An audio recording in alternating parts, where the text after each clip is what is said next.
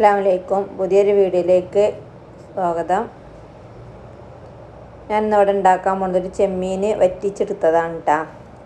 ഇതൊന്ന് കണ്ട് നോക്കുക. കണ്ടിട്ട് ഇഷ്ടപ്പെട്ടാൽ ലൈക്ക് ചെയ്യുക, ഷെയർ ചെയ്യുക, സബ്സ്ക്രൈബ് ചെയ്യുക. ഇത് പെട്ടെന്ന് നമുക്ക് ഉണ്ടാക്കിയെടുക്കാനും നല്ല ടേസ്റ്റ് ഉള്ളതുമാണ്. ഇതൊന്ന് ഉണ്ടാക്കി നോക്കുക.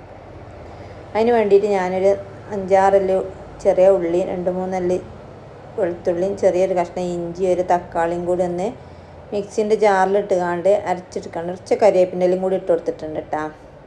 അതൊന്ന് ചെറുതായിട്ട് പൊടിച്ചെടുത്ത് കൊണ്ടുവന്നതാണ്. ഇത് കുറച്ച് ചെമ്മീനേ ഉള്ളൂ കേട്ടോ.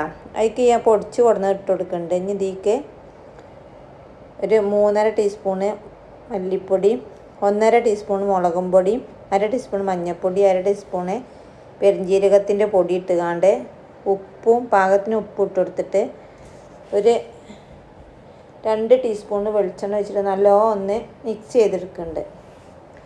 ഇനി ഇതിലേക്ക് നമുക്ക് വെള്ളം ഒഴിച്ചെടുക്കുകയാണ് വേണ്ടിയത്. വെള്ളം ഞാൻ ആ മിക്സിൻ്റെ ജാറിൽ തന്നെ ഒന്ന് ചുരറ്റിയിട്ട് പാർന്ന് കൊടുത്തുകയാണ്. ഇനി ഇത് മൂടി വെച്ചിട്ട് വറ്റിച്ചെടുക്കുകയാണ് ചെയ്യുന്നത്. പെട്ടെന്ന് ഉണ്ടാക്കിയെടുക്കാനും പറ്റും. നല്ല ടേസ്റ്റ് കാരണം വേറൊരു കൂട്ടാനും ചോറ്റക്ക് വേണ്ടി വരില്ല. ഇതൊന്ന് ഉണ്ടാക്കി നോക്കുക. ഇതാണ് കേട്ടോ.